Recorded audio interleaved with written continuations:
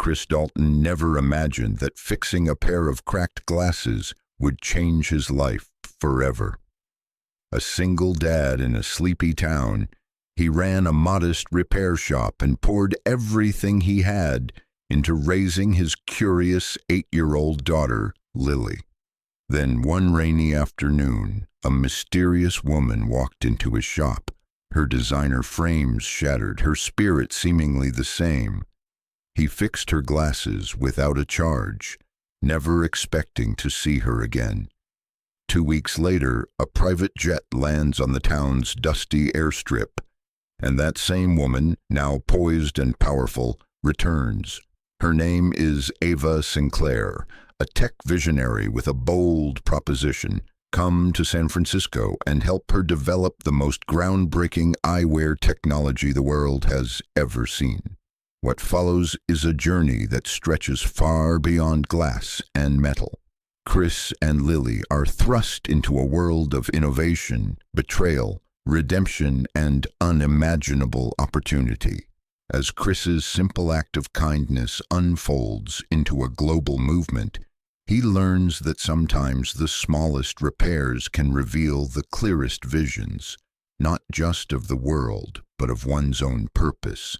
The bell above the door gave a soft chime, barely loud enough to draw Chris Dalton's attention from the magnifying lens clamped to his workbench. Rain tapped gently on the windows of Dalton Repairs, casting the small shop in a sleepy gray light. The smell of warm solder and old books clung to the air, the kind of scent that came from years of fixing things people forgot were worth saving. "Be right with you," Chris called, flipping his goggles up and wiping his hands on a frayed shop towel. When he finally looked up, the sight caught him off guard. She didn't look like she belonged in his little corner of rural Virginia. The woman standing just inside the doorway wore a long, cream-colored trench coat, now damp with rain. Her heels clicked softly against the worn hardwood as she stepped forward, one hand clutching a pair of shattered glasses. "I'm sorry," she said, her voice low and strained. "This is the only repair shop I could find within 30 miles. Chris nodded slowly, gesturing for her to come forward. "You're in the right place, then. Let's see what we've got here." She handed him the glasses, and as his calloused hands took the delicate frame, he could see the fine web of cracks across one lens and a bent temple arm. The damage wasn't too bad, fixable with a steady hand and a little time. "Rough day?" he asked, carefully placing the glasses under his desk lamp.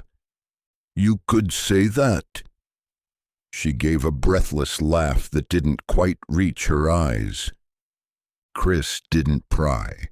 He'd learned long ago that people came to his shop for more than repairs. They came for quiet, for solace, for something familiar. So instead, he turned his attention to the task, retrieving his tools with practiced ease. "It'll take me about an hour," he said. She blinked, seeming surprised. "That soon?" Chris shrugged. "Not my first pair of cracked lenses." She nodded and took a seat in the corner of the shop, near the space heater. Silence settled between them, broken only by the soft hum of tools and the occasional creak of the old building. Chris worked methodically, bending the frame back into shape, polishing the lens edges and replacing the cracked one with a match from his collection of salvaged parts. His concentration was absolute, the kind that made time fold in on itself. The woman watched him quietly. There was something about the way he worked, no rush, no gimmick, just focus and care. It felt rare. After a while, she spoke. "You live here?" Chris glanced up. "I do. Shop's mine. Place upstairs, too. Just me and my daughter." She smiled softly. That's nice. He returned her gaze, curious. You passing through? Something like that, she said, her eyes wandering to the rain-streaked window. Had to get away from the city, needed to breathe. He didn't ask which city. He didn't have to. An hour passed like a breeze through pine needles. Chris wiped the lenses clean and held the glasses up to the light. Perfect. He turned and walked over to where she sat, holding them out in his hand. All set. She stood, taking them with careful fingers, inspecting the repair. Then she placed them on her face, blinking a few times as the world came back into focus. These look better than before, she said, clearly surprised. Chris smiled modestly. That's the goal. She reached for her bag. How much do I owe you? He hesitated, then shook his head. Don't worry about it. Her brow furrowed. But consider it a welcome to the middle of nowhere, he said with a small grin. She stared at him, caught off guard by the gesture. No one gave things away for free in her world. It felt like standing in a different century. Thank you, she said finally. Chris gave a small nod and walked back to his workbench as she left. The bell chimed again. The door closed. And that was that. Or so he thought. The sky had shifted to a muted charcoal, the rain a steady hush over the narrow streets of Belmere. The town, nestled between long-forgotten highways and stubborn mountain ridges, carried the weight of nostalgia. There were no Ubers here, no skyscrapers, just the smell of fresh pie from Ellie's diner, the occasional gossip exchanged outside the general store, and the lingering scent of wood smoke in the air.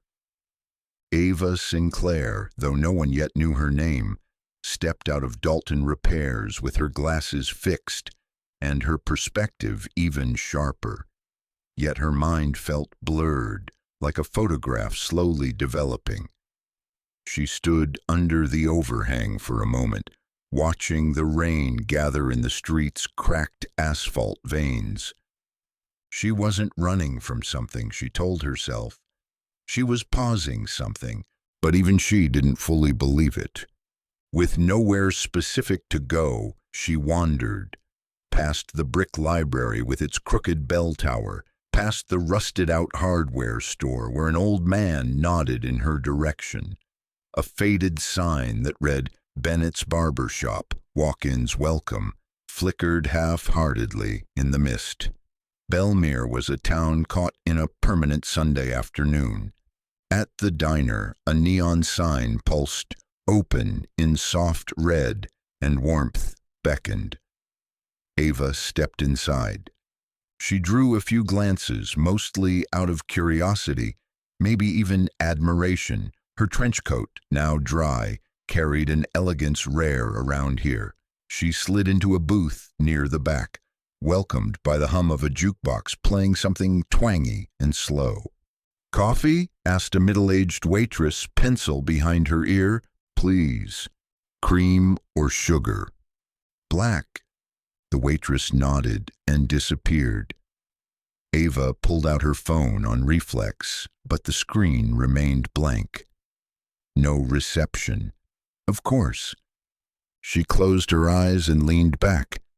It had been years since she sat in a place like this, years since she allowed herself to pause. Her life had been a blur of boardrooms, white papers, conference calls, and red-eye flights.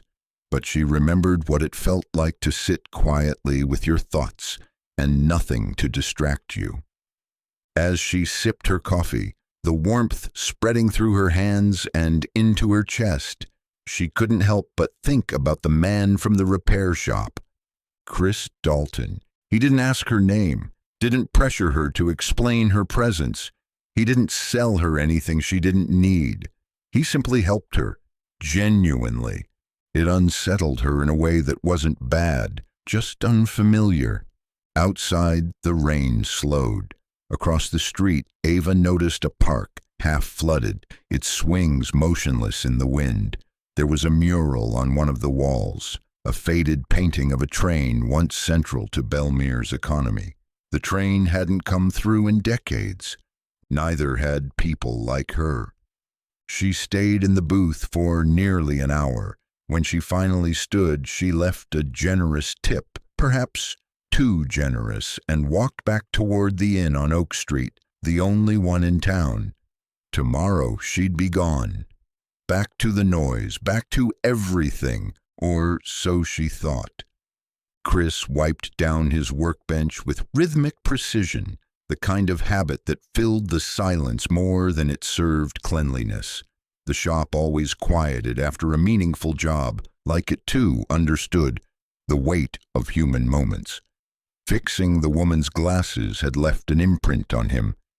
Not because she was glamorous, though she was.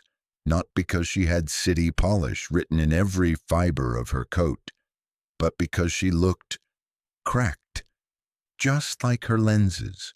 Just like so many things he tried to mend.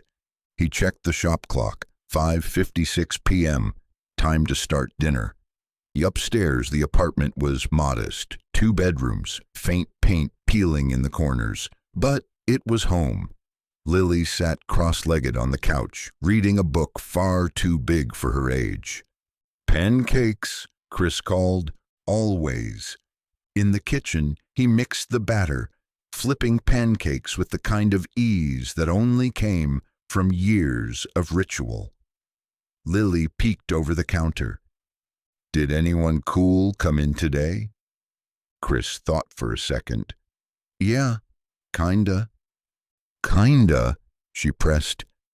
She had broken glasses and something sad in her eyes didn't say much.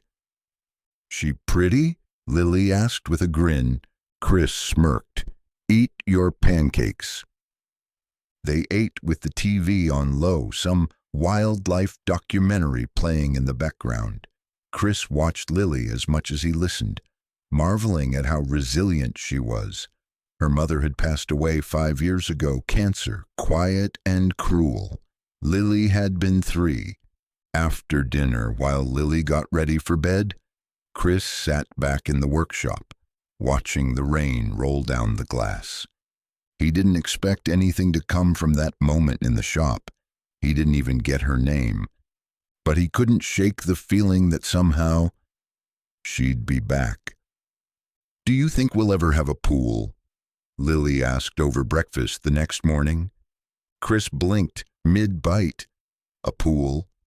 "Yeah, and a backyard with trees, and maybe one of those swings that goes way up." He chuckled. "That's quite the list." Lily shrugged. "Some kids at school have that stuff." Chris looked at their cramped apartment. The cracked walls, the humming fridge that groaned like it was 90 years old. He wanted those things too. Not for him, but for her. "One day," he said. "Promise." It was a promise he'd made many times. Sometimes it felt more like hope than truth. After walking Lily to the school bus, Chris returned to the shop. Business was slow, just a watch battery replacement and a dusty set of antique binoculars from Mr. Hanley. Still, Chris took his time. He always did. Quality mattered even if customers didn't always see it. Around noon, a courier showed up. A box, no sender's name, just a note. "Thank you. A.S." Inside, a rare precision lens set. High-end, top of the line. Chris stared at the tools, fingers tracing their perfect chrome. It was worth more than a month's rent. Maybe she wasn't just passing through. Maybe this wasn't over at all. Ava stood at the edge of the inn's gravel lot, her overnight bag slung loosely over one shoulder, watching the town recede behind the tinted glass of the black SUV. It had only been 2 days, but Belmere had shifted something in her. something she couldn't yet name. The town's pace, its humility, the rain-slicked sidewalks and worn wooden signs, it all left a mark, subtle but indelible. She tapped gently on her phone screen as the driver pulled away. The signal returned the moment they crested the hill, just enough for her to receive the backlog of notifications that had been waiting to flood in. Emails, missed calls, calendar alerts screaming for attention. She silenced them all. The city skyline greeted her 6 hours later like a jolt to the senses, shining, sharp, relentless. Steel and glass stretched high into the sky, polished and proud. The car wove through the traffic toward the bay, and Ava's mind drifted. She tried to recapture the image of Chris, hunched over his workbench with care in his hands and peace in his eyes. She could still hear the quiet clink of tools on wood, the way he'd looked at the glasses, not as a chore, but as a chance to do something well. Ava hadn't told anyone why she'd left so suddenly, not even her assistant, who met her at the office with a stack of folders and a look of thinly veiled panic. 3 meetings canceled, 1 board review moved up, and the patent team needs your signature by tomorrow, Leanne said, following her like a shadow. Ava nodded mechanically but said nothing. She moved through the building like a ghost, hearing updates, offering nods, but barely registering the details. Her mind was elsewhere, not even on the glasses, but on the hands that had fixed them, the quiet life behind those hands, the little girl with big questions. The shop smelled like solder and soft rain. That evening, after the last light in the lab flickered off, Ava sat in her corner office overlooking the Bay Bridge. She opened her laptop and began drafting an email. Then she stopped. She tapped the keyboard again, erased what she wrote, closed the screen, opened it again. What she needed wasn't an email. What she needed was to go back. Chris stood outside his shop, a cup of gas station coffee warming his palms in the crisp morning air. The town was slow to wake as always. A pickup truck rumbled down the street, the driver waving as he passed. Chris waved back. His eyes drifted to the sky. For the last few days, something had settled over him, a weight, or maybe it was an ache, soft, unshaped, but constant. He hadn't expected the woman to linger in his mind, but she had. Not her beauty, not her elegance, though they were hard to forget. It was her quiet. The way she'd held her breath like someone running from a fire. The way she'd looked out the window of the diner, not watching the rain, but watching something in herself. He remembered that look. He'd worn it too once. Inside the shop, he busied himself. A cracked phone screen, a loose watch strap, and one antique clock from the town hall that refused to tick on the hour.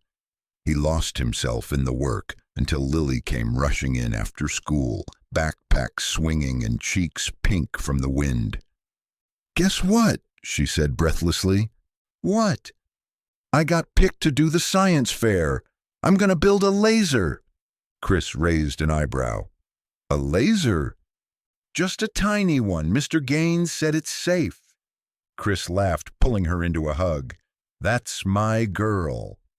They made grilled cheese sandwiches for dinner, and Lily regaled him with stories about science class and the strange boy who tried to glue his pencil case to the wall.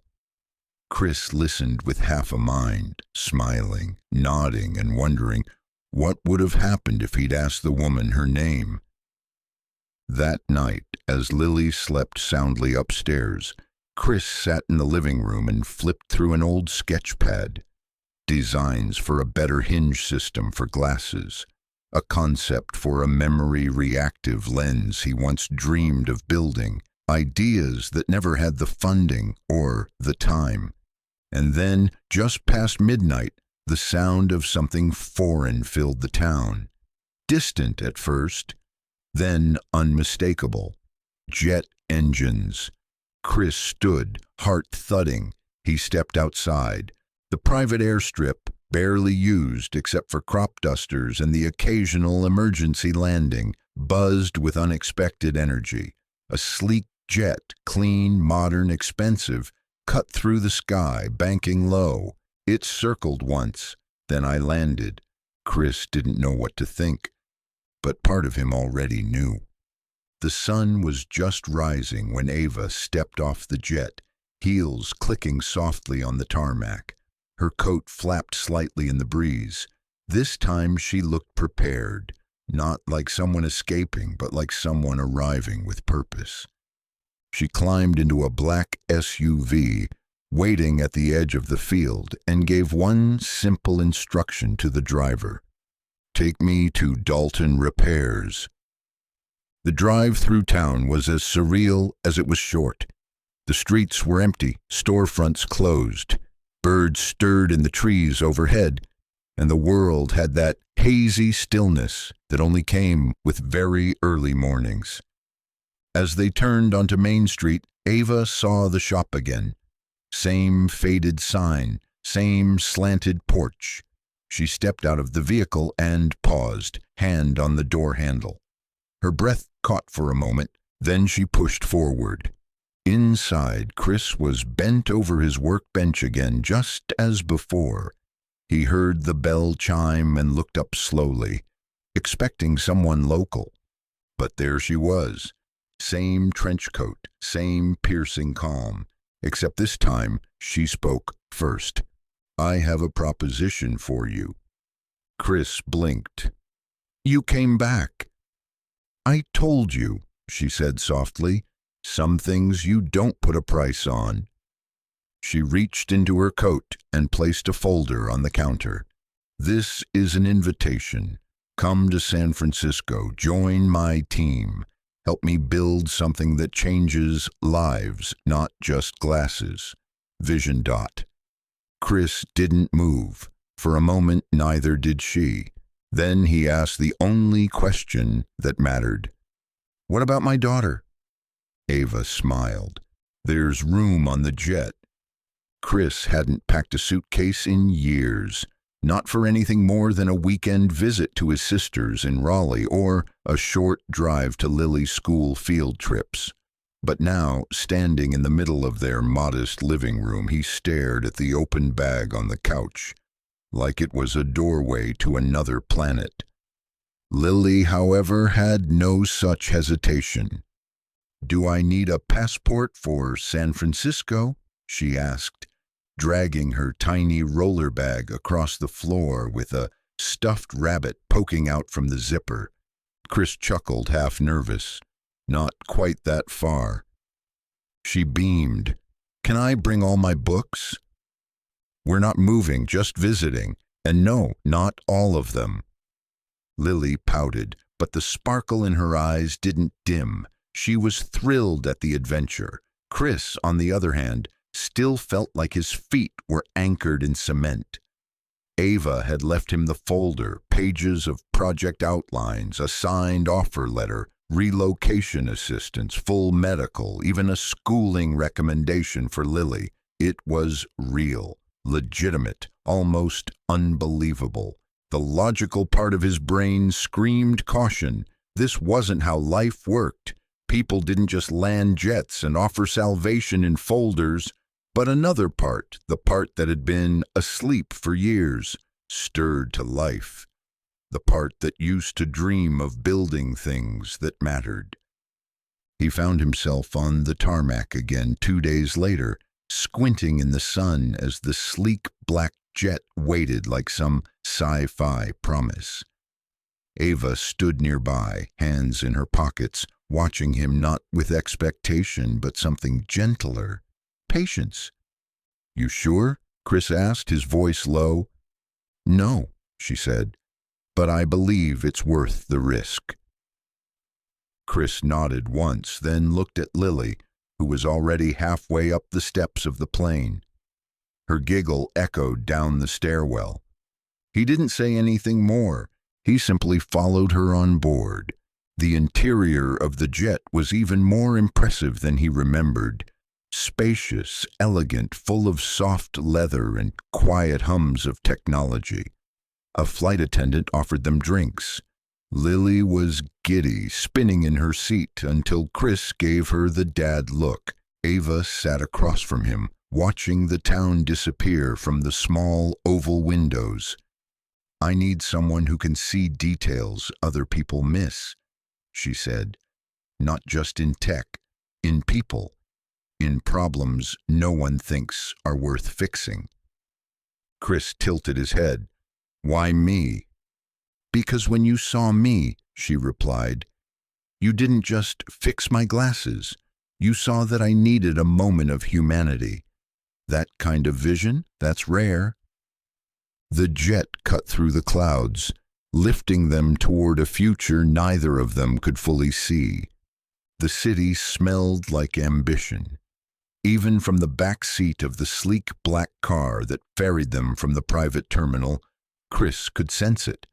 The constant buzz of purpose, the invisible current pulling everything forward. Towering glass buildings shimmered like guardians of industry, and the streets below teemed with people moving faster than their thoughts. Lily pressed her nose against the window. "It's like a city made of mirrors." Chris just nodded, keeping a tight grip on the folder Ava had given him. Everything still felt like a dream. Ava sat beside him, poised but relaxed. Her world, unlike his, was built for this pace. They pulled into the underground garage of a towering building in the heart of the city. At the top floor, the elevator opened into a glass-walled space that felt like a command center, and an art gallery had a brilliant child. "This is Lucent," Ava said, stepping inside like she was returning to the womb of her purpose. Chris followed, his eyes scanning the space. Sleek workstations, walls filled with touch screens and sketches, a team of minds already at work. She led him into a private lab, separate from the main floor. Here the air was cooler, quieter. A prototype rested in a display case, sleek, minimalist eyewear with subtle embedded tech. "These are the LUCID glasses," she said. "Real-time vision enhancement, emotional feedback, spatial prediction for those with mobility issues, and eventually neural integration." Chris raised an eyebrow. "They're beautiful." "They'll be more than that," Ava said. "They'll change lives." He stepped closer, inspecting the design. His hands itched to adjust the hinge alignment. "I want you to lead design refinement," she said. "Fix what others haven't even noticed is broken." Chris let out a soft whistle.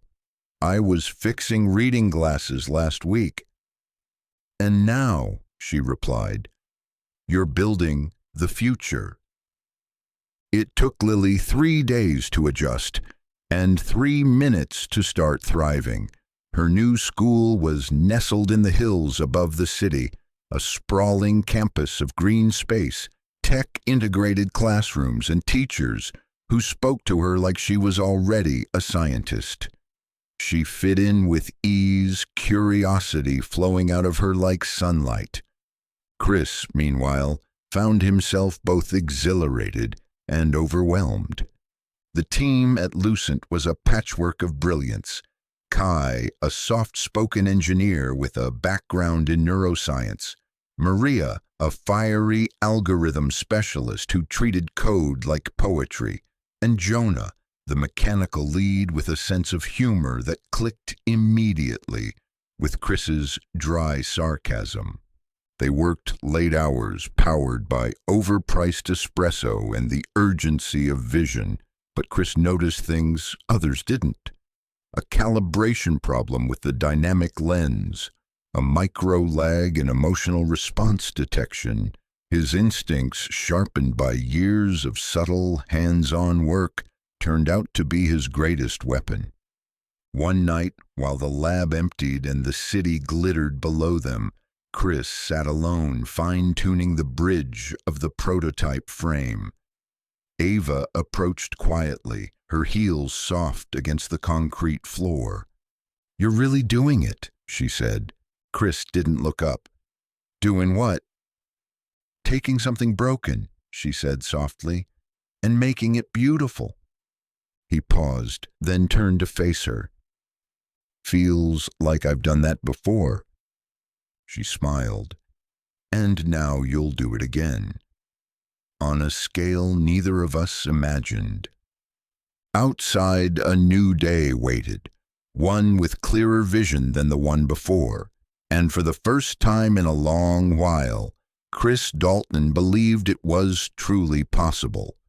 Chris had lived in Belmere his entire life, but nothing prepared him for the culture shock of San Francisco. It wasn't just the skyline, the smart cars, or the endless stream of people speaking in technical jargon like it was a second language. It was the pace. Everything moved fast. Deadlines weren't measured in weeks, but in hours. Conversations happened mid-step. Decisions were made in real time, and hesitation was mistaken for weakness. Yet despite the noise, the pressure, and the novelty, Chris found comfort in the one thing that hadn't changed: the work. Tools were still tools, problems were still problems, and fixing something, anything, still gave him the same kind of quiet satisfaction it always had. The only difference now was that what he fixed could touch thousands, maybe millions of lives. He was given a desk by the lab window, overlooking the city. It wasn't fancy, just clean and practical. The team around him was brilliant, driven, and surprisingly welcoming. Kai took to Chris almost immediately, calling him old school, with genuine affection. Maria liked to test him, presenting puzzles masked as questions just to see how far his mind would stretch.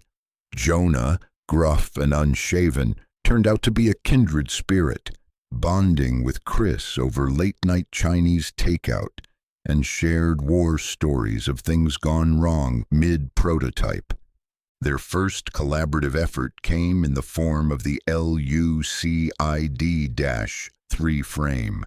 The earlier models were too bulky and the tech inside too prone to overheating. Ava, always balancing vision with execution, pushed for something leaner, more intuitive. Chris suggested a minor hinge redesign using memory alloys, a concept borrowed from his old notebook back in Belmere. When he sketched it out on a whiteboard, the room went silent. Then Kai leaned in, nodding slowly. "Why didn't we think of that?" "Because you've been too focused on software," Chris replied with a small smirk. "Sometimes the answer's in the hardware." The redesign reduced the frame weight by 17%, improved thermal flow, and opened space for an additional sensor. The board took notice. Ava made sure Chris's name was on the internal memo, even though he'd never have asked. At home, Lily adjusted with equal grace. Her new school was challenging, filled with other kids who'd already coded their own apps, or had parents in tech companies. At first, she felt small, but she found her footing in the science lab, where her natural curiosity turned into experiments that drew the attention of her teachers. One afternoon, she brought home a small device she called a thought catcher, a crude, blinking circuit she built, with spare parts and a lot of imagination. Chris didn't understand half of it, but when she showed it to Ava during a weekend dinner, Ava's eyes lit up. "She's got your brain," she told Chris. "No," he corrected, "she's got her mother's courage." The words hung in the air for a moment, heavy and reverent. Ava didn't press.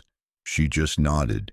And then the three of them went back to dinner, like a strange little family learning how to breathe again. Chris had never been in a room with more credentials on the wall. The lab's main conference space was full of awards, patents, honorary degrees. It was, in many ways, Ava's personal museum of battles won. But today the room was full not of scientists, but of investors, men and women in suits that cost more than Chris's truck, with sharp eyes and sharper agendas. They weren't there for sentiment, they were there for answers, and Ava had promised to give them one.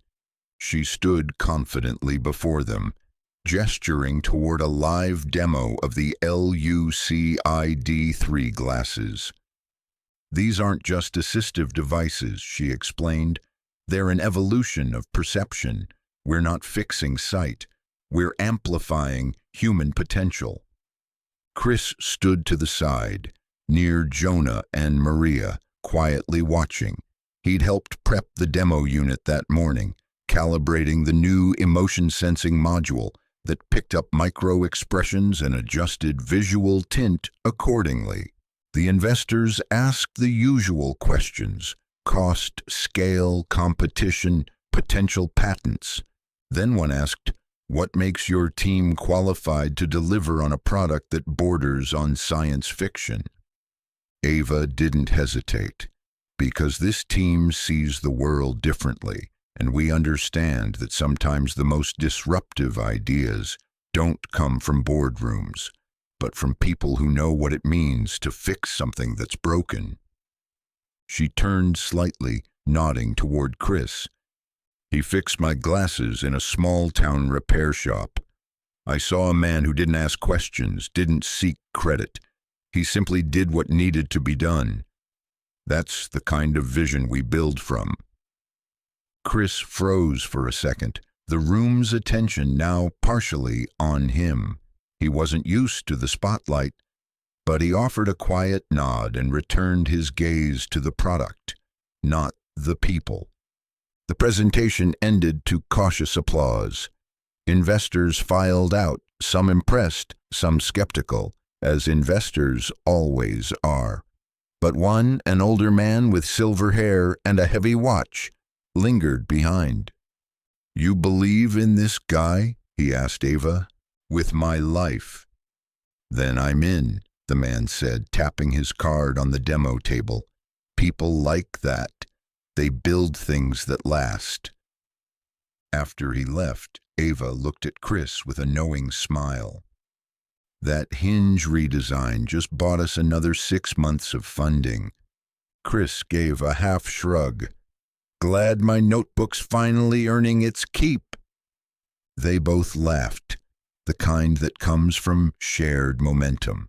Outside, the city buzzed as always, but inside, something quieter was building. Trust, purpose, a future neither of them had imagined, but both were beginning to believe in. It started with a humming sound, barely audible, like the whisper of an old refrigerator. Chris traced it back to the processor in the prototype. Something was off. He stayed late, long after the rest of the team had left. The lab lights dimmed around 11 p.m., casting soft shadows across the scattered tools and equipment.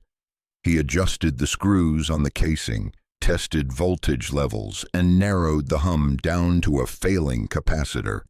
He replaced it and fired the unit back up. The hum disappeared, and with it, so did the nagging voice in his head that said he didn't belong here.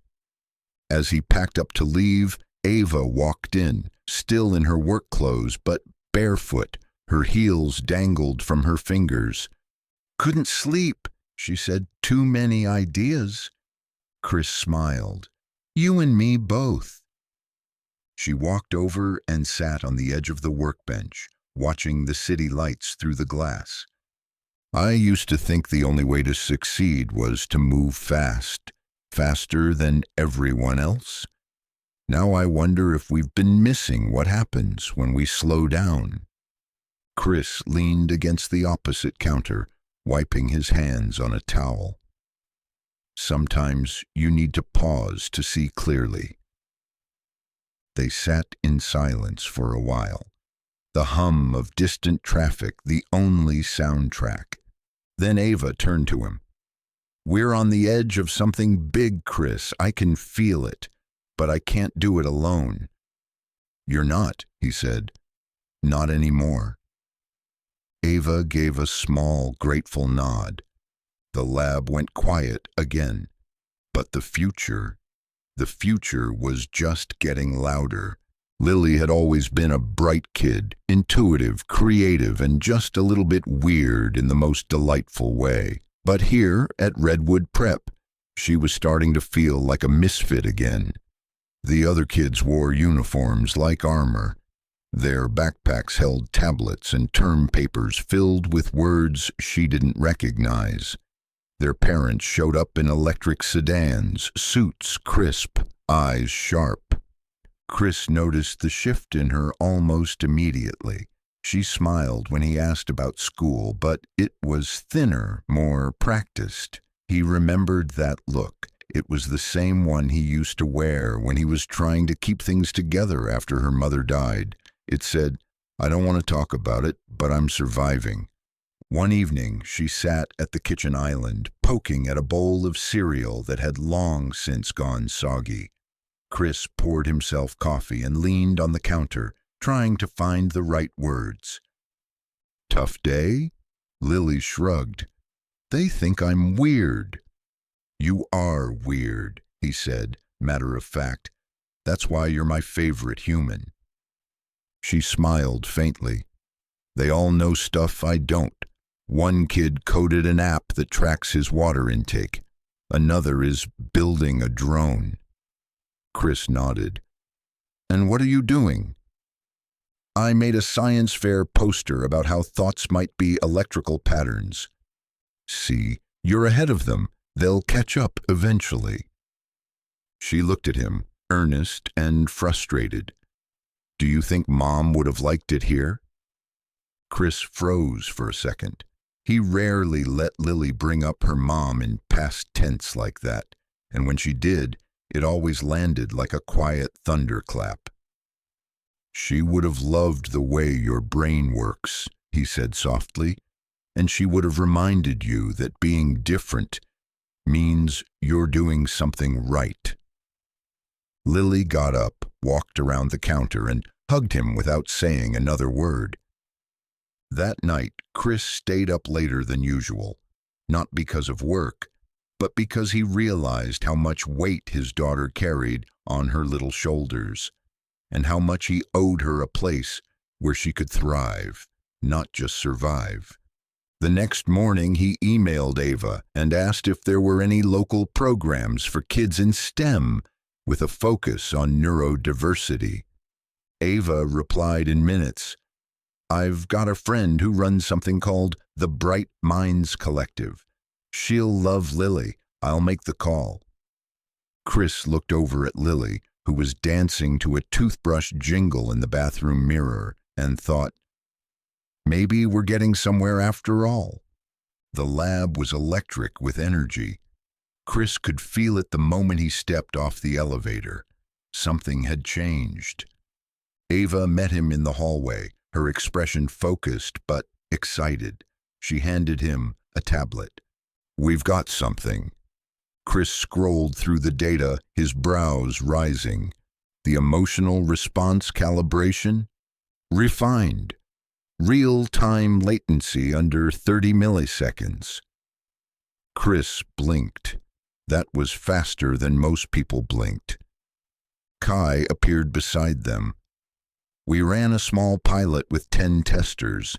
Half of them said the glasses anticipated their focus shifts before they consciously knew what they wanted to look at." Chris whistled. "That's huge." Jonah grinned from behind them. "Told you that the thermal rebalancing module would pay off." Chris grinned back. "Told you to stop soldering with coffee in your hand." The prototype was working better than any of them had dared hope. The glasses didn't just respond, they learned. They sensed when users were overwhelmed, when their attention drifted, even when their emotional state shifted subtly. Ava's dream of a perceptive wearable wasn't just possible anymore, it was inevitable. Later that evening, Chris sat at his workbench adjusting the micro-aligners on the bridge when Ava walked in with 2 cans of soda and a bag of chips. "Dinner of champions," she said. Chris smirked. "What? No caviar?" "Out of stock," she said, plopping down beside him. They sat shoulder to shoulder in companionable silence, watching the lab lights dim one by one as other teams trickled out. "I've been thinking," Ava said eventually, "about where this is going." Chris nodded, his fingers still working. "The glasses. Number us." He paused, glanced at her. "Us?" She looked serious, but not anxious. "You've changed the culture here, Chris. The way people approach the work, the way they think. It's not just engineering anymore, it's craftsmanship. It's care." Chris rubbed the back of his neck, unused to praise that wasn't about mechanics. "I just fix things." "You see people," she said, "even when they're hiding." He met her gaze, something unspoken passing between them. Not romance, at least not yet, but something that felt like the beginning of a deeper trust. "We make a good team," he said. Ava nodded, "and I think it's time we showed the world." Chris hadn't set foot in a press room since high school, when he won a regional award for a folding bike prototype made out of scrap metal. But this was next level. Lucent had booked a sleek, minimalist auditorium at one of the top innovation expos in the city. Rows of journalists, investors, and early adopters filled the space, all abuzz with expectation. The Lucid glasses had been teased for weeks, and now the world was finally going to see them. Chris stood backstage, wearing a tailored blazer Ava had insisted he try on, fiddling with the demo unit like it was a set of heirloom binoculars. He could hear the murmur of the crowd beyond the curtain, the occasional flash of camera lenses. Ava was already on stage, speaking with poise. "We're not just launching a product today," she said. "We're redefining perception. Meet LUCID, your second set of senses." The lights shifted. Chris's cue. He stepped onto the stage, pulse racing. "This is a hinge," he said simply, holding up the glasses. "Doesn't look like much, but it's made of a memory alloy that adjusts to your face temperature. It teaches you, just like the glasses do, and the same goes for this optical core here." He walked them through the design, the failures, the lessons. He didn't speak like a tech executive. He spoke like a craftsman, and the crowd leaned in because of it. When the demo unit was passed to the first tester and they gasped audibly at the adaptive clarity it provided, the room erupted in applause. Backstage, Ava greeted him with a grin. "You killed it. I didn't trip over anything, so that's a win." That night, they celebrated on the rooftop of the lab building. The team, Lily, even some press folks mingled with champagne flutes and excitement. As fireworks cracked in the distance over the bay, Chris sat beside Lily, who was wearing her own pair of early Lucid frames, her version tweaked with a colorful filter she helped design. "Think we did it?" she asked. Chris looked up at the stars, then back at her. "We're just getting started." Chris had always believed late nights were when the real work happened, not because of the quiet, but because the world finally stopped demanding your attention. Tonight, the lab was nearly empty. The overhead lights were dimmed to save energy. casting long, sleepy shadows across the benches and cabinets.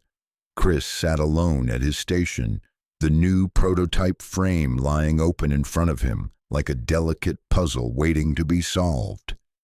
The LUCID-4 was coming together, sleeker and more adaptive than its predecessor. It could already sense subtle shifts in user emotion and correct clarity based on neurological patterns in real time. But there was a glitch in the proximity field sensor. It occasionally registered phantom movements, which meant it was responding to signals that didn't exist. Chris found that fascinating. What did it mean that the glasses could anticipate a movement that never happened?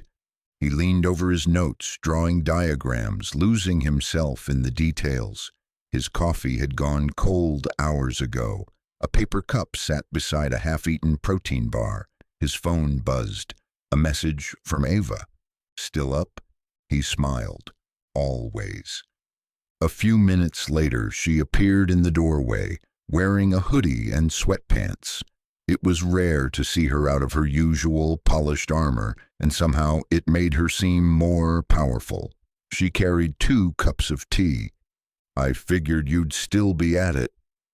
"I could say the same about you," Chris replied. They sat side by side at the bench, shoulders almost touching. Ava glanced down at the prototype. "Any luck?" "Depends on what you mean by luck. I'm pretty sure the glitch isn't hardware related. It might be predictive modeling running too far ahead." Ava raised an eyebrow. "You mean it's overcorrecting for intention?" "Exactly, like it's trying to read muscle memory or neural anticipation, but doing it too aggressively." "Interesting," she said. "We could refrain from that as a feature. Adaptive pre-response." Chris smirked. "You always know how to make bugs sound like brilliance." "I call it marketing," she teased. The lab was quiet for a moment, the soft hum of cooling fans filling the air. Then Ava spoke again, voice quieter. "You know, when I started Lucent, I didn't think I'd ever find someone who didn't want to outpace me." Chris glanced at her. "Is that why you picked me? Because I'm slower?" "Because you're steady," she said, "and because you don't treat clarity like it's a luxury. You treat it like a right." They stayed like that for a long time, 2 people bound not by history but by intention. The lights hummed on. Somewhere in the distance, the city kept moving, but in that quiet lab, something else was moving too, something new.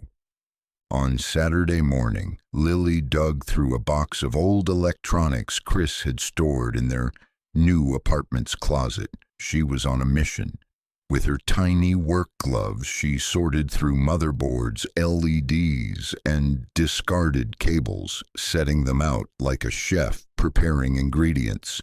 Chris walked in, rubbing sleep from his eyes. "What's all this?" "A school project," she said, "but cooler." He leaned against the door frame, watching her with a smile. "You need help?" "Nope. But you can supervise." She worked for hours, carefully assembling something that looked like a hybrid between a smartwatch and a keychain. It had blinking lights and a small touchpad. Chris was impressed. Later that night, she stood in front of him, holding the finished product. "It's called Mood Light. It reads your facial expression and changes color." She tapped it, and the device lit up a soft green. Then, as Chris frowned in mock concentration, it shifted to orange. Chris burst out laughing. "You built this yourself?" "With some help from the Lucid Core you let me test," she said proudly, "but it's my code." Ava came by that evening to pick up some files and saw the gadget in Lily's hands. "What's that?" Lily showed her the mood light, explaining every detail, every line of logic. Ava stared at her in awe. "Would you mind if I showed this to our design team?" Lily blinked. "Really? You've just built an emotional interface that could help kids regulate their responses. That's not just impressive, that's valuable." Chris watched his daughter beam, and for a moment he felt something settle in his chest. Not pride exactly, something deeper, a knowing that they had finally landed where they were meant to be. The next day, Ava invited Lily to present Moodlight during a brainstorming session with the junior team. She stood in front of a whiteboard, explaining the interface like she was pitching a startup. Chris sat at the back of the room, trying not to get emotional, not because his daughter was brilliant, but because for the first time in a long time, she knew it too. They finally had a working prototype of the Lucid 4, and the test phase was set to begin. A week-long trial with select users across various demographics. Children with focus disorders, veterans with vision loss, even musicians who needed adaptive lighting for on-stage performances. Maria handled the data capture. Kai ran the neural feedback interface. Chris focused on the structural integrity and fine-tuning the adjustability settings. But just as things were ramping up, a wrench landed hard in the gears. Late Tuesday, a leak hit the tech blogs. A rival company, Spectron, claimed Lucent had lifted proprietary code from one of their past projects. The news spread like wildfire. Their stock dipped. Journalists called non-stop. Ava's phone wouldn't stop ringing. Inside the lab, tension spiked. Chris found Ava pacing in her office, her jaw tight. "Tell me it's not true," he said. "It's not. They're fishing, trying to scare us into a stall before launch. The CEO, Victor Langley, used to be my partner. We had a falling out 2 years ago." Chris rubbed his temples, "And now he wants to burn you down. He wants to buy me out. He's tried before. This time, he's coming in through the side door." Jonah stormed into the room, holding a printout. "They're calling our predictive layer a reskin of their early synaptic glass project. But that project was abandoned. Ava, you never had access to that code." "I didn't," she said firmly, "but that won't stop the smear campaign." Chris stood, hands on his hips. "What do we do?" "We prove our work," Ava said, "and we hold the line." It wasn't just a setback, it was a war. But Chris had faced worse, and this time he wasn't alone. Chris hadn't seen Ava look this rattled since they'd first met, not even during the long nights when a single capacitor failure could derail weeks of testing. This was different. This was personal. The media storm was relentless. Articles sprouted up like weeds, each twisting the story a little more. Some accused Ava of stealing code. Others claimed Chris was a hired face used to distract from unethical practices. A few even ran photos of Lily leaving school, blurring her face but not her identity. It was the kind of attention none of them wanted. Inside Lucent, morale was shaken. Engineers whispered in corners. The legal team worked around the clock. Jonah kept muttering about revenge and legacy patents, while Maria dove deep into Spectron's archives, determined to find contradictions. But the most powerful shift happened in the air, the sense that something fragile was being tested. Chris wasn't built for this world of press releases and legal skirmishes. He was a maker, not a talker.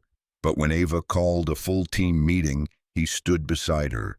"We're being accused," Ava said, her voice calm but forceful. "But we have something they don't, truth and transparency." Chris took a step forward. "I didn't come here to build knockoffs. I came here because I believed we could do something real. You all believe that too." The room went quiet. Then Kai raised his hand. So let's prove it. Open source the test logs.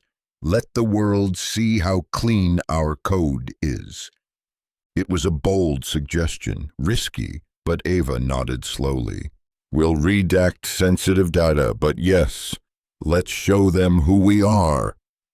Over the next 48 hours, Chris barely left the building. He worked with the engineers to clean up every devlog, documented every hardware tweak he had contributed. Lily even came in after school, helping organize photos of early prototypes and sketches. The transparency campaign launched with the title, Built in the Light. The story changed almost overnight. Tech insiders began applauding Lucent's openness. Developers around the world reviewed the codebase and found no traces of Spectron's architecture. The public sentiment tilted. Victor Langley released a vague statement calling it a misunderstanding. His smear campaign had backfired. The storm passed, not without scars, but with a reinforced backbone.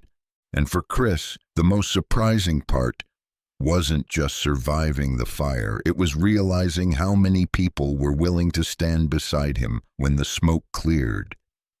Chris had never been one for awards or stages, but when Ava handed him a black invitation card embossed with gold, he sighed audibly. What's this?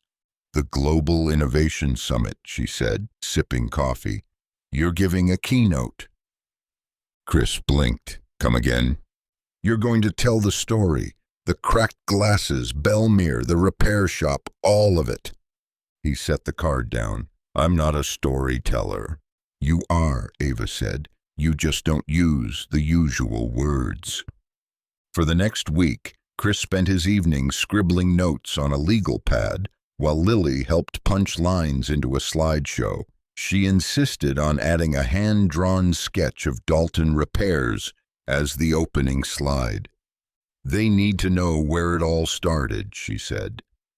The event took place in a high-rise conference hall overlooking the Golden Gate Bridge. Chris stood backstage, nerves twisting his stomach into knots. Ava gave his shoulder a quick squeeze. Be you, she said. That's all they need. When his name was called, Chris stepped into the spotlight. He told the story of cracked lenses and quiet towns, of solder and soot and pancakes with his daughter, of Ava walking into his life with broken frames and leaving a trail of possibility. He talked about Lucid, not as a product, but as a philosophy. We fix the world, he said, not with revolutions, but with small, intentional repairs. Sometimes that's all it takes to help someone see again. The crowd rose to their feet. Lily later said it was like watching a superhero remove his disguise. But Chris didn't feel like a hero. He felt like a father and a builder, and maybe, finally, like a man who had found his place. Lily sat cross-legged on the lab floor, surrounded by blueprints and her now famous Moodlight prototype. Ava had invited her to work with the junior design team, not as a mascot, but as a contributor, and she took that role very seriously. Chris watched from across the room as she explained her color-coding algorithm to a group of 20-somethings who clearly didn't expect to be schooled by an 11-year-old. He couldn't stop smiling. Later that afternoon, Chris walked into his office to find Ava waiting by his desk. She was holding something behind her back. Busy? She asked. I just watched my daughter explain emotional AI like it was a cake recipe. I think I can take a break. She revealed what she was holding, a small glass trophy etched with the words, Innovation with Impact, Lucent Labs.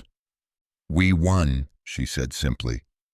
Chris took the trophy, turning it over in his hands. Feels strange, like putting a bow on something that isn't finished. Ava nodded. It's not finished, but it's okay to celebrate the midpoint. They sat together on the windowsill, watching the sun paint gold across the skyline. Ava turned to him, eyes softer than usual. "Have you ever thought about going back to Belmere?" Chris looked out the window for a long time. "Sometimes. But not because I miss the quiet, because I think that little shop made me ready for this." She smiled. "Have you ever thought about staying permanently?" He looked at her now, really looked. "I think I already have." Outside, the city buzzed on, and inside, something new began to settle. Not just the hum of invention, but the comfort of belonging. Chris reached for his sketchpad again, this time drawing something new, not a repair, but a future. The sun had barely risen when Chris found Lily sitting at the dining table, scribbling furiously on a large sheet of poster paper. Crayons, markers, rulers, everything was scattered in chaos, but her face was lit with determination. "What's the mission today?" Chris asked, pouring himself a mug of coffee. "I'm redesigning Mood Light," she said, holding up her original prototype, now enhanced with a paper tag labeled V2. "Wasn't V1 already a hit?" Lily grinned. "Yeah, but I think it can do more." Chris sipped his coffee and leaned against the wall. "Like what?" She thought for a moment. "What if it could also help other people understand how you're feeling? Like if a kid doesn't know how to say they're upset, the device shows a color so teachers or parents know." Chris blinked. That was brilliant. "And I want it to work for nonverbal kids too," Lily added, more serious now. "Kids who maybe can't say how they feel." Chris walked over and knelt beside her. "Where'd this idea come from?"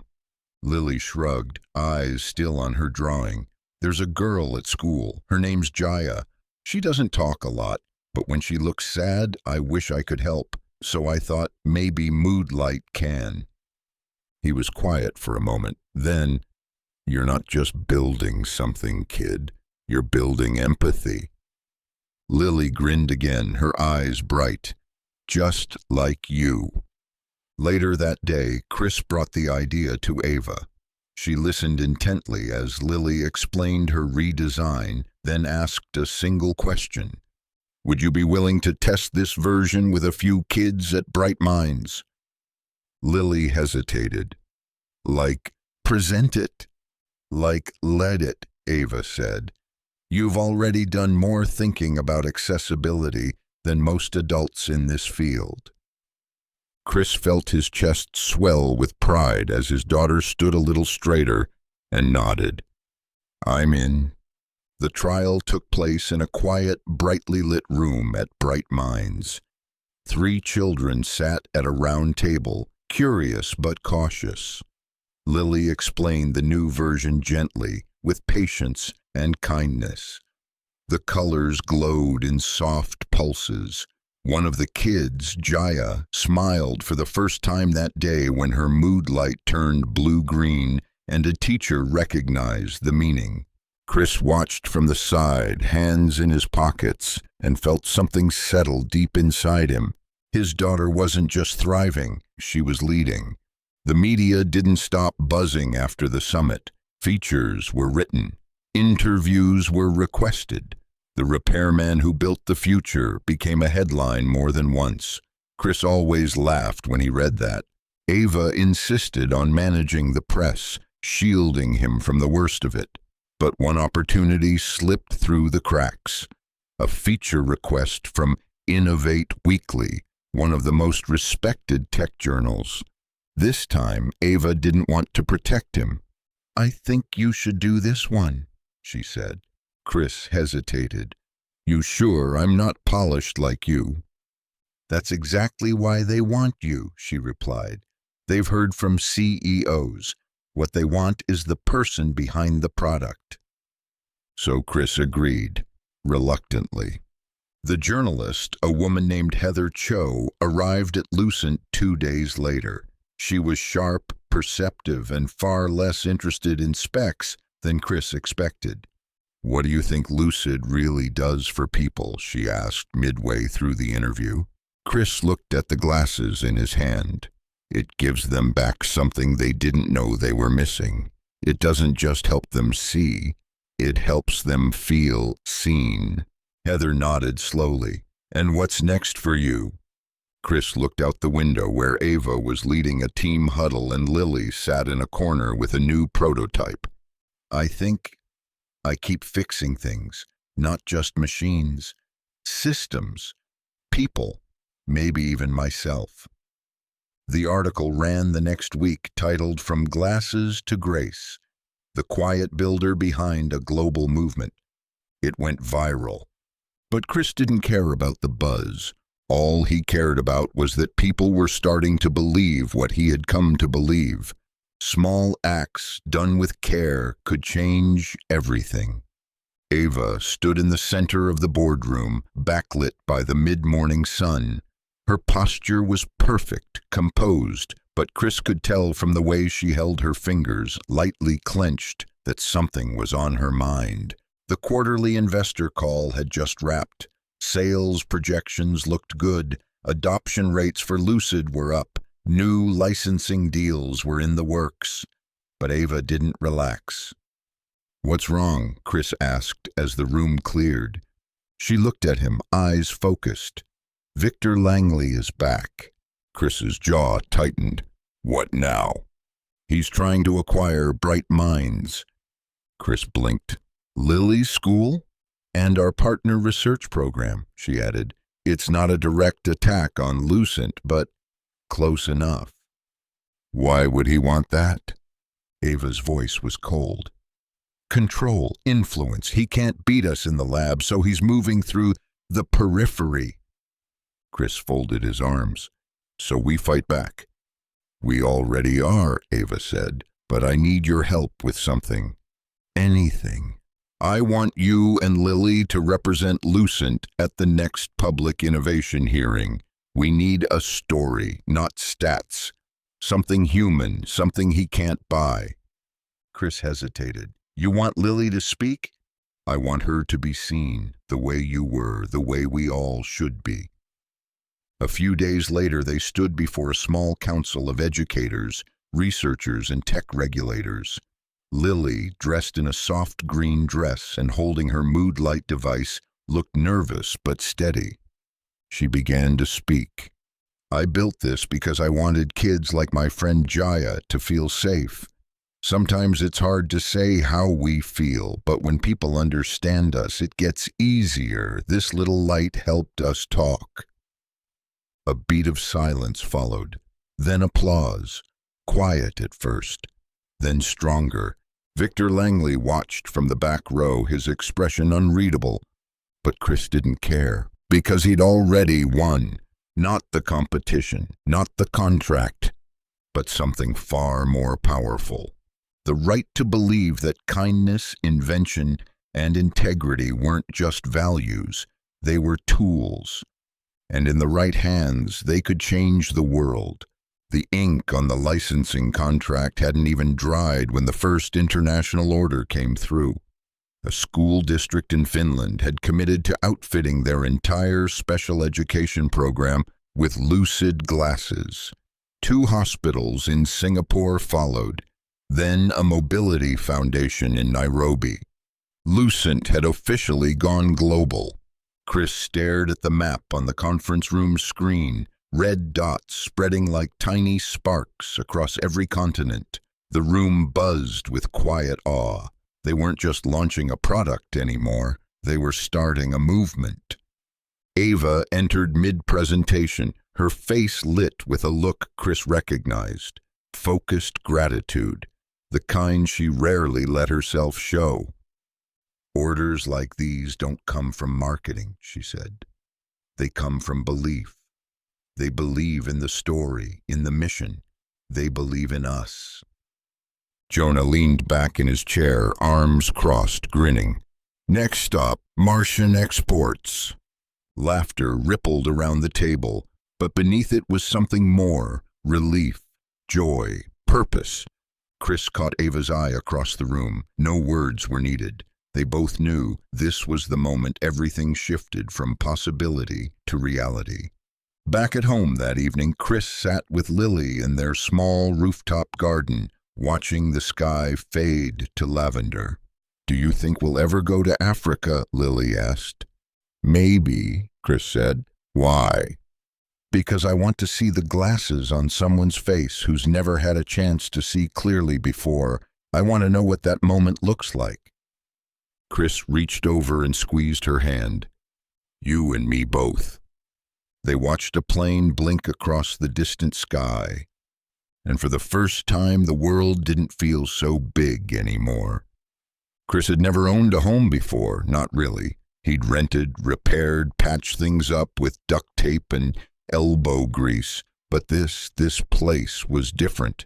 It wasn't massive or flashy, just a 2-story brownstone with ivy on the side, a creaky porch swing, and a backyard big enough for a garden.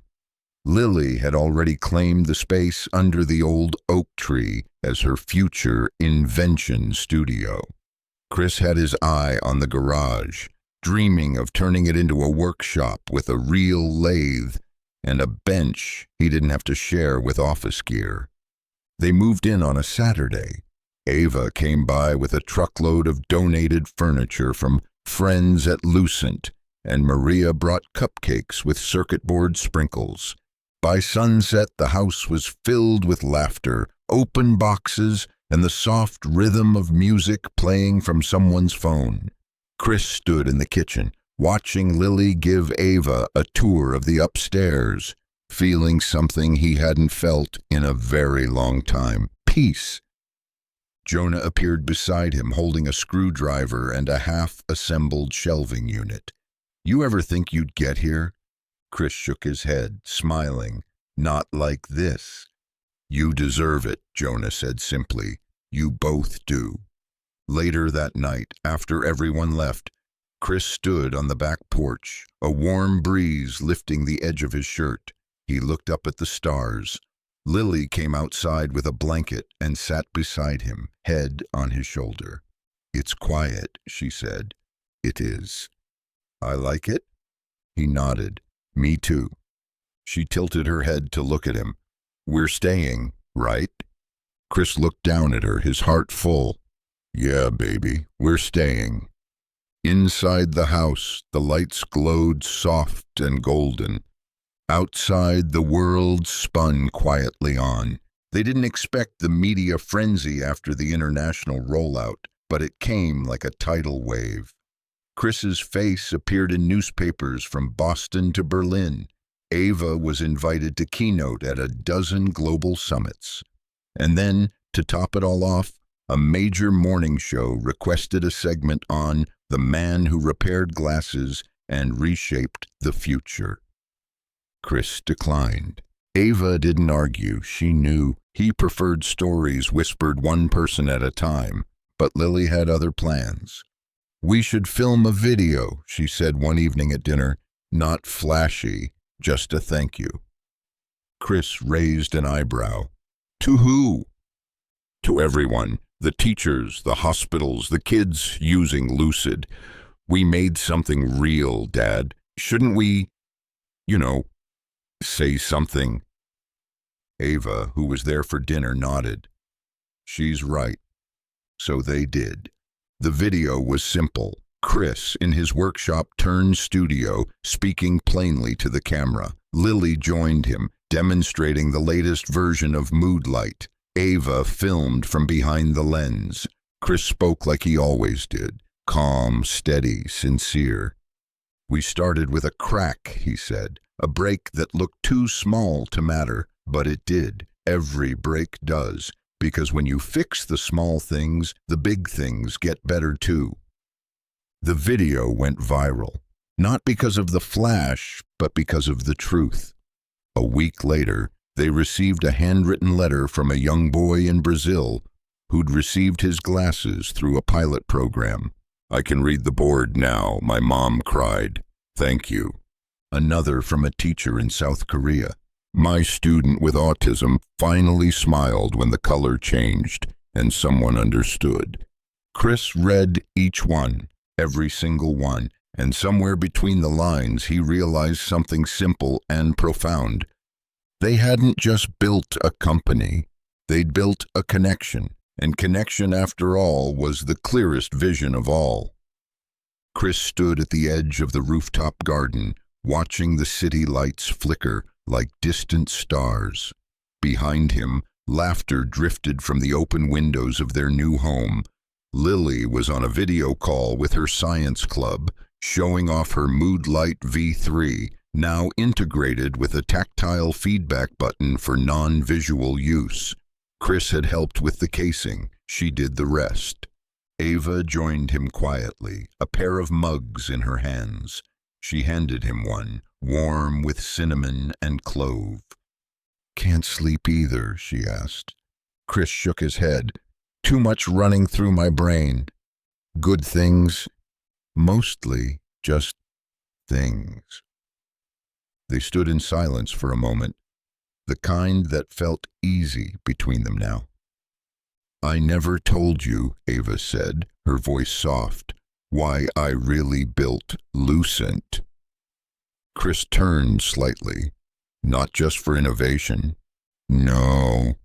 She looked out over the skyline.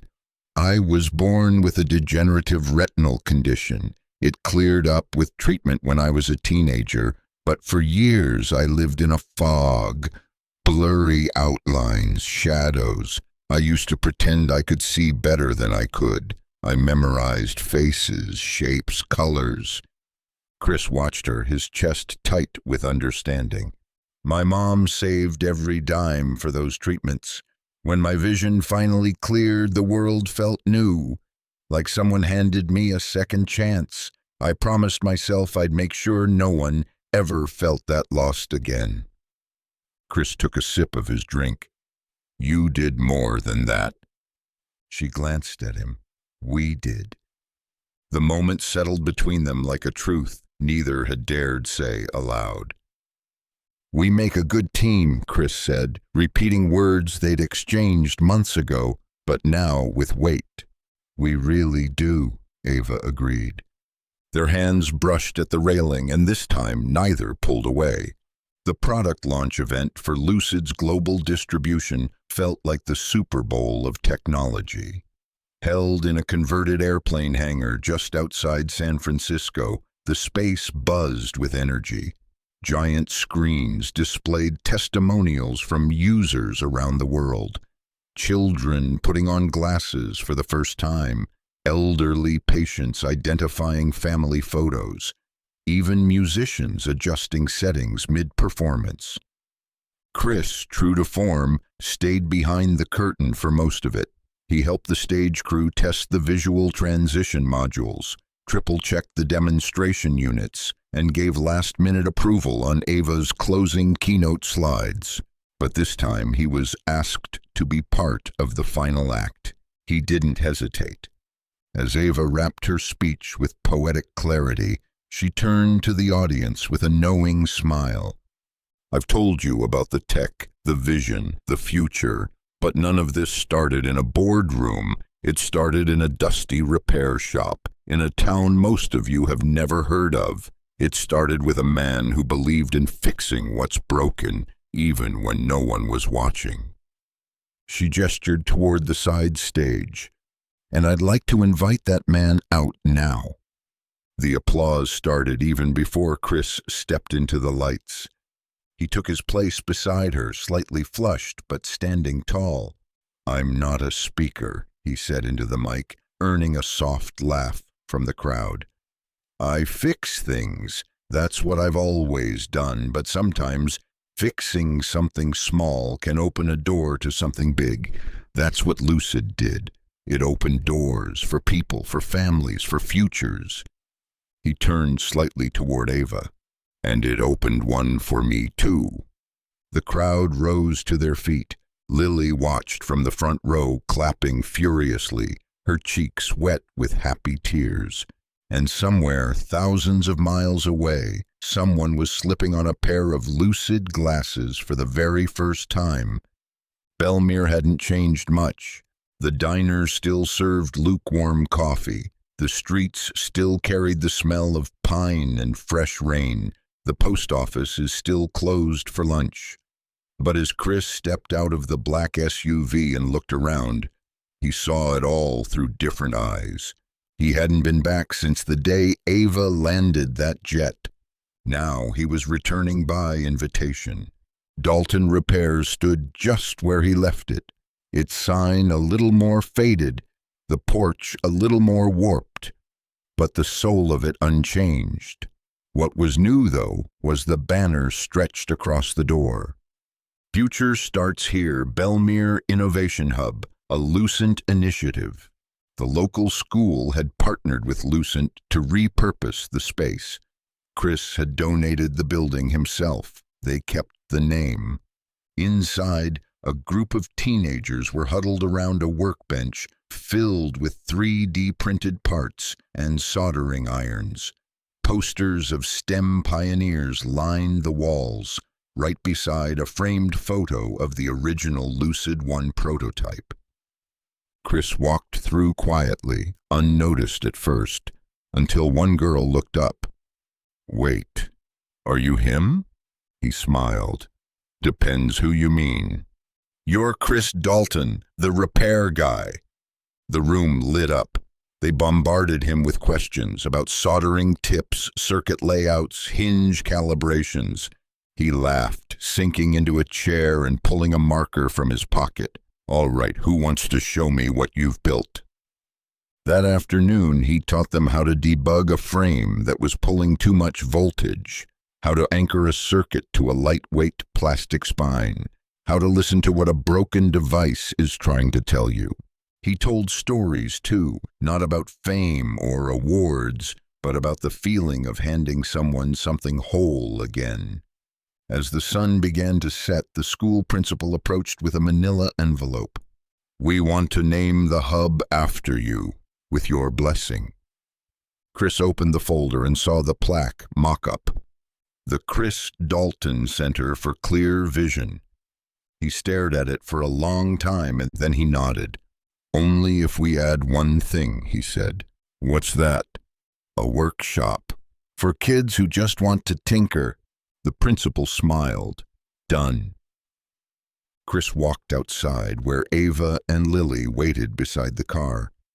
"Did they like it?" Lily asked. He looked down at her, smiling wide.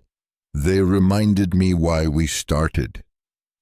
The three of them stood there a moment longer, watching the last light disappear behind the hills.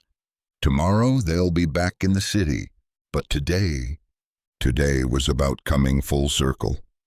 Chris watched as Lily ran ahead, her backpack bouncing and arms stretched wide like airplane wings. The new school campus, Lily's dream project, stood proudly on a grassy hill just outside the city, the playground still smelling of sawdust and sun-warmed paint. Today was the grand opening of the Bright Horizons Learning Center, an inclusive school designed by and for kids with neurodiverse needs. It was more than a school, it was a sanctuary. Ava joined him, clipboard in hand, dressed in a deep green blazer that somehow managed to look commanding and kind all at once.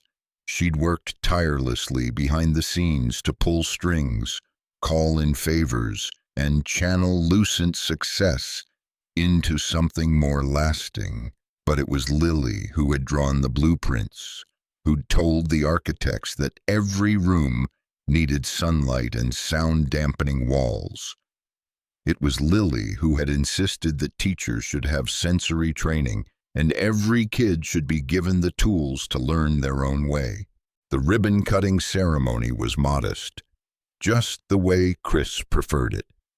There were no TV cameras, no glitzy press, just families, kids, laughter, a future quietly unfolding. As the crowd gathered, Ava stepped up to the small podium, flanked by Chris and Lily. "Today," Ava said, her voice warm but firm, "is not just about innovation. It's about empathy, and it's about listening to the smallest voices, because those voices, when given space to grow, become the ones that lead. She gestured toward Lily, who stepped forward nervously, but bravely. I used to feel like I didn't fit anywhere, Lily said. But now I want this school to be a place where everyone fits, where it's okay to feel things, to ask questions, and to build stuff that makes life better for other people. Chris had to look down for a moment, pretending to adjust his jacket, just to keep his composure. After the ceremony, families toured the classrooms, while kids ran on the new grass field, their laughter echoing like music. Ava and Chris walked behind them slowly, side by side. Not bad for a repair guy and a runaway tech mogul, she said, nudging him with her elbow. Chris chuckled. Not bad at all. They reached a bench under a sprawling oak tree. Ava sat down, patting the space beside her. You ever think about what's next? She asked. Chris nodded, his eyes on Lily, who was now showing two other kids how to use a handheld version of mood light. Yeah, he said. I think the next thing is whatever she decides it is. Ava rested her head lightly on his shoulder. And us? He smiled. We keep building. Maybe slower, maybe quieter, but we keep building. And in that stillness, under a tree planted for shade and hope, the future finally felt like something they could hold. The sun dipped below the skyline, casting golden light over the lab windows. It was one of those rare evenings when everything stood still. No meetings, no calls, no product deadlines. Just quiet. Chris sat at his old workbench, the same one he'd helped move from the apartment into the new Lucent annex. On the table in front of him sat two items, the original cracked pair of Ava's glasses, preserved in a shadow box frame, and a fresh notebook filled with Lily's latest sketches. He ran his fingers across the cover, smiling. From behind him, Lily entered, now taller, her hair tucked into a messy braid. Mom says dinner's in 20. Chris turned, raising an eyebrow. She actually cooked? She tried. I made a backup sandwich. He laughed. Smart. Lily plopped down on the stool beside him, pulling a new prototype out of her bag. It's called Lumen, she said. It's a wearable that changes its texture based on the emotional state of the person touching you, so you can tell how you're affecting someone else. Chris blinked. That's incredible. I got the idea from Jaya, she said. She said sometimes she doesn't know if she's overwhelming people, so I figured why not let the fabric tell her. Chris looked at his daughter, amazed. You really are going to change the world. She smirked, one little crack at a time. He leaned back, exhaling deeply. You know, he said, when I fixed those glasses for your mom, I thought I was just helping a stranger get through her day. But you fixed everything, Lily said. Chris shook his head slowly. I didn't fix everything. I just started. They sat there for a while, father and daughter, builder and inventor, sharing the silence of a life well lived and still unfolding. When they got up to leave, Chris took one last look around the room. On the far wall was a mural, hand-painted by a group of students. At the center of it was a pair of glasses with one lens cracked and glowing. Above them were the words, "Every crack is just the beginning of a clearer vision." Chris smiled. He turned off the light and walked forward into whatever came next.